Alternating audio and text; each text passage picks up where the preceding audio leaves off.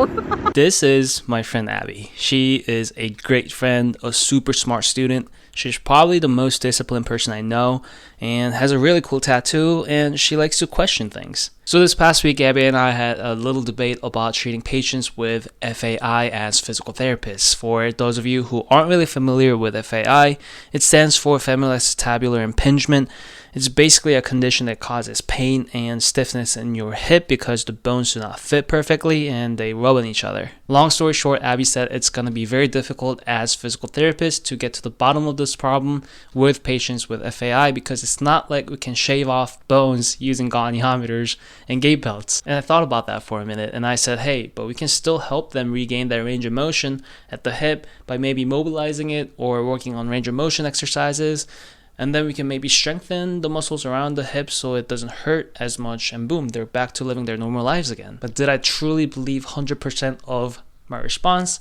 No, not really. It kind of bothered me that we can't really fix the underlying cause, and we can't really fix the root cause of what's causing the pain in the first place with my knowledge and my experience with physical therapy as of right now. So that night I had to stay up all night to try to figure out, nah, I'm just playing.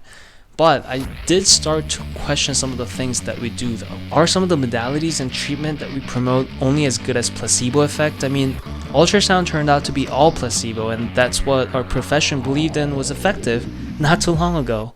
Am I in the wrong profession? Are we fake? I had to find the answer for myself. This was my mission. The first thing I did was test my theory on some random people I recruited while I was hiking. I found them in the woods wandering around seeking for answers just like I was. They had the same question in their minds as well. Just how effective is physical therapy? The guy with glasses turned out to be too weird. He didn't really fit the inclusion criteria, plus he wasn't really strong enough to beat me at arm wrestling, so I decided to leave him in the woods. But I brought the other two back to my place, bribed them with Baskin Robbins, but we got too carried away with other things. They turned out to be pretty cool people.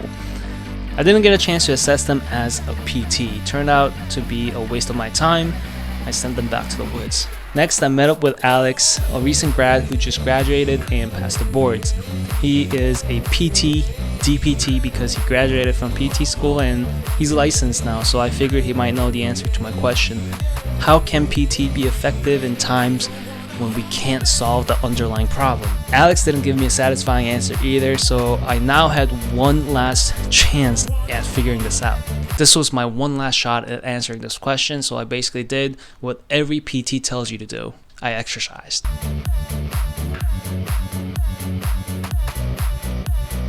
So after exercising for a while, it finally hit me. Abby's right. We can't shave off the bones and parts of our body that we don't want as physical therapists. However, what we can do as PTs is try to help them the best way we can with the resources we have. Change or deterioration is inevitable. As we get older, our knees are gonna start hurting because the cartilages tend to see the effects of wear and tear. But do every older adults get a total knee replacement surgery because of that? No, you find a way to work on it and live with it. If there's one thing that I learned in PT school, we like to say it depends all the time. And that's true to some extent because there are a lot of gray areas. There's no one way to address a diagnosis, like there's no one way to treat a patient. And with the tools we have in our toolbox, like making good referrals when necessary, prescribing functional exercises, identifying the diagnosis, by paying attention to details, staying up to date with evidence-based practice, we make a decision on how we're going to treat the patient to the best of our knowledge at any given moment. So no, as DPTs, we cannot shave off that bone that's bothering you and that's causing you inflammation. However, we can try to problem solve with you throughout this rehab process by trying different things to see if it works and to see if it lessens the pain so you can go back to living your normal life. And that's really one of the things that I enjoy the most about being a DPT is that I get to problem solve with my patient and try to be creative.